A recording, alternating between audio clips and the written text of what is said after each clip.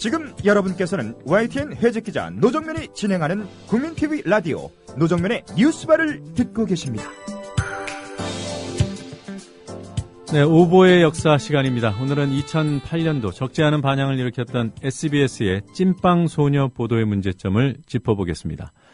그동안 이 시간 맡아주셨던 기자협회부 장우성 기자에 이어서 오늘부터는 미디어오늘 정철훈 기자가 수고해 주시겠습니다. 정철훈 기자 스튜디오에 나와 계십니다. 안녕하세요. 안녕하세요.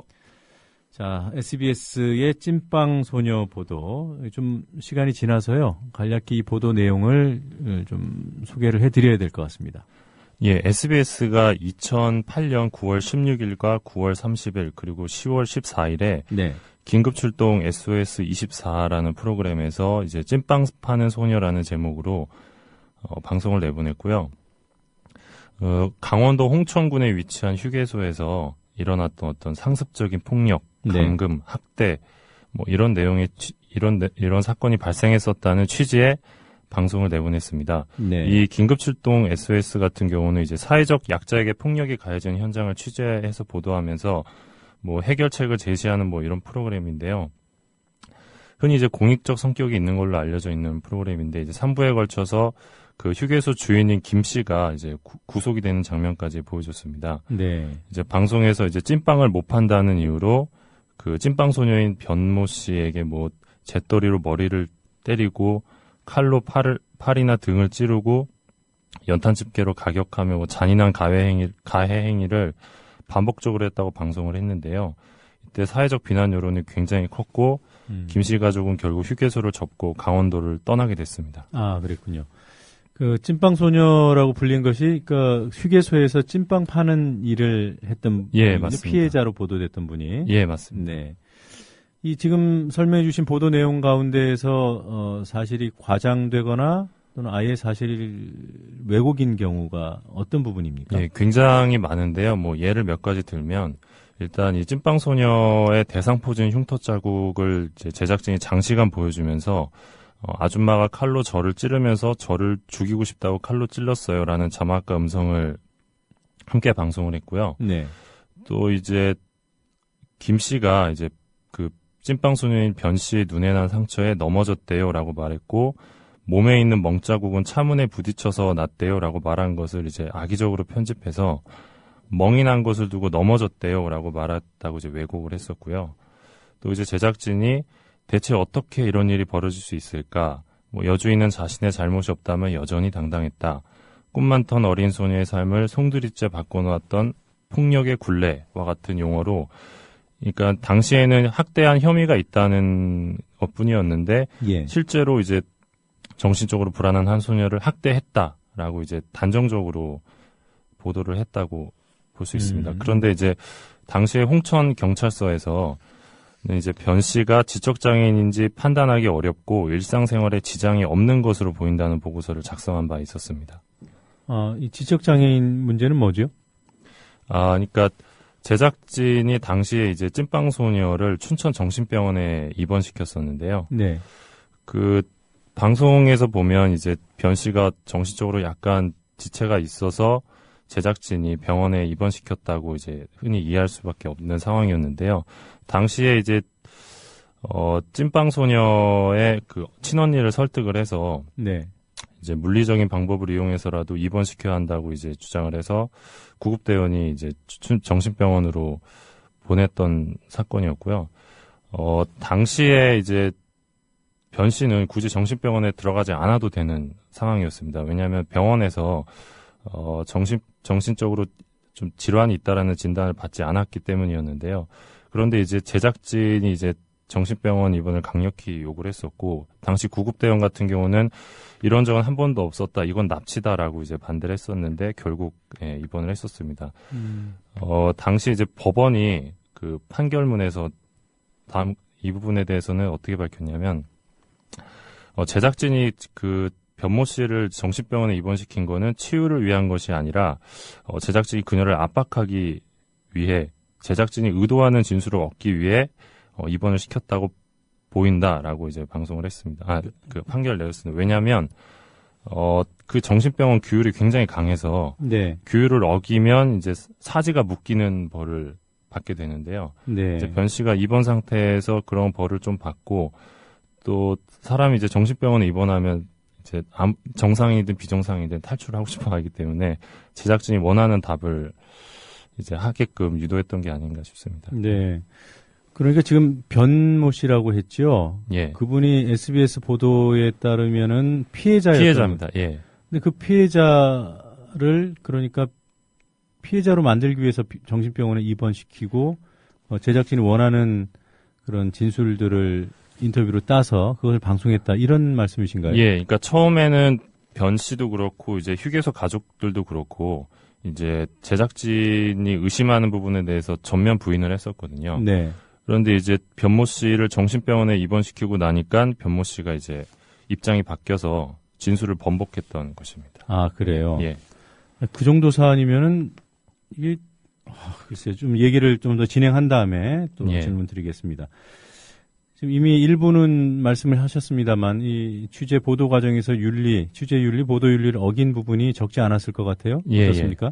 일단 제작진은 2008년에 4건의 제보를 받고 취재를 시작했다고 밝혔었는데요. 그 2008년 6월 25일부터 2008년 6월 29일까지 손님으로 가장해서 이제 변모 씨를 몰래 이제 촬영을 했었고요. 네. 또 제작진은 2008년 6월 26일부터 7월 1일까지 그 휴게소 길 건너편에 차량을 주차하고 원거리에서 휴게소 내부를 몰래 촬영했습니다. 그러니까 그 도찰을 한 건데요. 그래서 이제 휴게소 주인인 김 씨가 경찰에 신고를 했고요. 네. 그 제작진이 이제 뭐 경위를 설명하겠다라면서 이제 경찰차를 따라가다가 서울로 도망을 쳤습니다. 아, 그래요. 예. 그 뒤에 이제 다시 제작진이 내려온 다음에는 그 김모 씨, 그러니까 휴게소 가족들과 찐빵소녀의 옷에 이제 녹음기를 설치했고요. 녹음기를 몰래 설치하고 그 대화를 녹음했습니다. 그리고 당시 이제 당사자들이 취재나 촬영을 계속 거절했고 또 경찰도 제재를 했었는데 이를 무시하고 계속해서 촬영을 했습니다. 아니 마이크를 본인 당사자들 몰래 어떻게 설치할 수 있죠? 그러게 말입니다. 그 찐빵소녀, 그러니까 변모 씨 같은 경우에 정신병원에서 진단이 안 나왔다 하더라도 좀 불편하신 분인가요? 보시기에 어땠습니까? 제가 판단하기에는 그렇게 불편한 분은 아니었고요. 학교 네. 생활도 이렇게 정상적으로 보냈던 분이고요. 또 이제 그 변 씨의 할머니가 계세요. 네. 할머니께서도 이제 생활에 지장이 없는데 얘가 좀 거짓말을 많이 한다. 평소 뭐 태도가 안 좋다 뭐 이런 얘기를 할머니가 한 적은 있습니다. 네, 예. 직접 들으신 거죠? 직접 듣진 않았습니다. 예. 그러면 변 씨가 취재 과정에서는 그 정신병원을 벗어나기 위해서 거짓 증언을 했을 수 있겠다라는 생각이 듭니다만 이 사건이 이제 형사적으로 문제가 돼서 재판을 하지 않았습니까? 예. 그리고 나서 SBS의 보도에 문제가 있다는 쪽으로 판결이 났고요. 예. 그럼 그 이후에 SBS나 그 변모 씨의 입장은 어땠습니까? 그 2010년에 이제 형사건에 이제 무죄가 났는데요. 그 네. 휴게소 주인인 김 씨에 대해서 100만 원의 벌금형이 나왔습니다. 그러니까 네. 일부 김 씨가 이제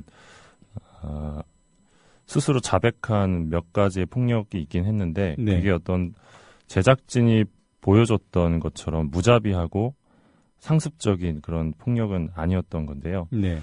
그 뒤에 이제 SBS 쪽에서는 악의적인 편집은 없었고 사실 그대로 보도했다라고 강조를 했었고요. 또 그 김모 씨를 비롯한 휴게소 가족들이 방송사에 사과를 요구하는 부분에 대해서는 이렇게 집요한 경우는 처음이다라고 이야기를 했었습니다. 그리고 확정 판결이 2013년 1월에 났는데요. 그 당시 SBS에서는 뚜렷한 공식 입장을 내지 않았습니다. 예. 그러니까 이렇게 집요한 경우는 처음이다. 이게 어떤 뜻이에요? 그러니까 당시 이제 김 씨 쪽에서 계속해서 우리는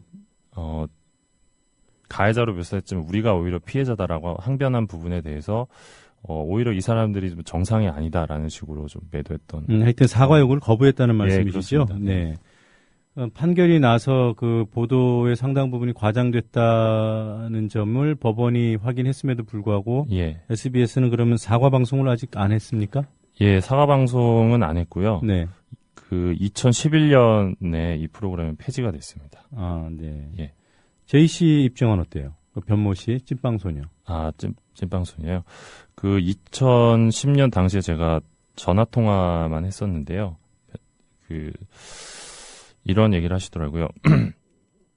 내가 잘못한 거라곤 휴게소에서 도망치지 못한 것뿐이다. 네. 라면서 집이 잘 살아서 재판에만 매달릴 수 있었다면 결과가 다르게 나왔을 것이다. 라고 울먹거렸습니다. 예. 그 얘기는 그러면 SBS가 이기길 바랬다는 거 아닙니까? 예, 그렇죠. 근데 그 찐빵소녀 같은 경우는 이제 그 나중에 무고죄로 고소당해서 이제 유죄를 선고받기도 했는데요. 아니, 자신을 강제로 정신병원에 입원시킨 SBS 제작진이 이기길 바랐다는 게 좀 이해가 안 돼서 여쭤보는 말씀입니다. 예, 그러니까 정신병원에서 이제 진술을 번복하고 나서는 이제 네. 제작진하고 이제 같이 입장을 했기 때문에요. 그 이후로는 아예 이제 한 배를 탄 그런 상황이 됐다고 그렇게 보시는군요. 예, 예.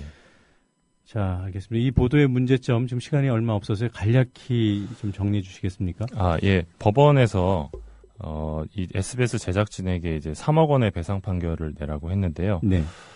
이 건은 이제 믿기 어려운 주장의 그러니까 변 씨의 주장의 어떤 사실 여부를 파악하기보다는 네. 믿고 싶은 내용만 추려서 내보냈고요. 또 국민의 알 권리라는 이름하에 좀 왜곡 보도를 자행했기 때문에 큰 문제였고, 다른 유사 프로그램에서도 충분히 비슷한 상황이 연출됐을 가능성이 있어서요. 네. 항상 이제 보이는 것이 사실 그대로가 아닐 수 있다는 점, 유의하셔야 될 것 같습니다. 네, 알겠습니다. 자, 오늘 말씀 잘 들었습니다. 다음 주에 뵙겠습니다. 네.